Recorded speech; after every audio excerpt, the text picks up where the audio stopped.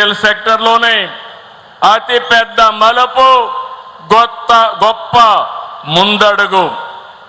విశాఖ ఉక్కు మన ఆత్మ గౌరవం అయితే నేటి ఏఎంఎన్ఎస్ పరిశ్రమ మన సత్తాను ప్రపంచానికి చాటి చెప్పే పరిశ్రమ. ఈరోజు మీరు గుర్తుపెట్టుకోవాలి, ఇండియాలోనే అతి పెద్ద ఫ్యాక్టరీ మన నక్కపల్లికి రాబోతుంది. ఇది ఒక చరిత్ర. రెండోది, ఈరోజు కూడా ఆర్సీఆర్ మిత్తల్ అంటే భారతదేశంలోనే కాదు ప్రపంచంలోనే నంబర్ 1 ఉక్కు పరిశ్రమకు ఆద్యుడని చెప్పి మరొక్కసారి మీ అందరికీ విజ్ఞప్తి చేస్తున్నాను. అలాంటి ఉక్కు పరిశ్రమ ఈరోజు ఇక్కడికి వస్తుంది. రాబోయే రోజుల్లో ఈ ప్లాంట్ వల్ల ఉక్కు రంగంలో నక్కపల్లి తిరుగులేని ఉక్కు శక్తిగా తయారవుతుంది.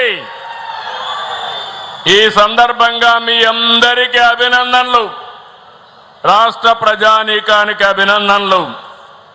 ఈ సందర్భంగా మన ప్రధానమంత్రి నరేంద్ర మోడీ గారు కేంద్ర ప్రభుత్వ సహకారం ఉండబట్టే ఇది సాధ్యమైంది. ప్రధాని మోడీ గారు ఎప్పుడు చెప్పినట్టు చిప్ టు షేప్ తయారీ విధానానికి ఏపీ తిరుగులేని వేదిక. ప్రధానమంత్రి మోడీ గారు ప్రతిష్టాత్మకంగా తీసుకున్న మేక్ ఇన్ ఇండియా, ఆత్మ నిర్భర్ భారత్ వంటి కార్యక్రమాలతో ఈ పరిశ్రమ ఈ రాష్ట్రానికి వచ్చింది.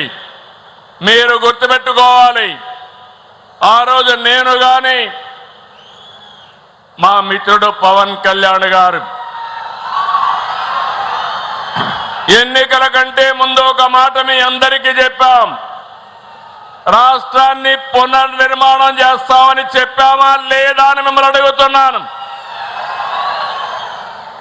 అభివృద్ధి, సంక్షేమం, సుపరిపాలన ఇవన్నీ 3 చేస్తామని చెప్పి 20 నెలల్లో చేసి చూపించిన ఘనత ఈ కూటమి ప్రభుత్వానిదని మరొక్కసారి మీ అందరికీ విజ్ఞప్తి చేస్తున్నాను.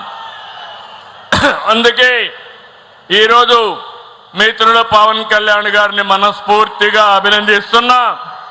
నేను ఏ పని తలపెట్టినా అన్కండిషనల్ సపోర్ట్ ఇచ్చినటువంటి మిత్రుడు పవన్ కళ్యాణ్ ని మరొకసారి అభినందిస్తున్నా. ఇంకో పక్క యువ నాయకుడు లోకేష్ గారు కూడా ఈ ప్రాజెక్ట్ రావడానికి ఒక ప్రణాళికాబద్ధంగా పనిచేశారు. ఇప్పుడే ఆదిత్య మిత్తల్ గారు చెప్పారు. ఆయనతో పరిచయం ఉంటే ఒక్క మాట చెప్పాలంటే I'm very happy. Aditya Mittal ji married in Hyderabad. I'm proud of him. When I met his father long back, I told him, your son is son-in-law of Andhra Pradesh. At that time, that is Telugu community. Today, he showed interest.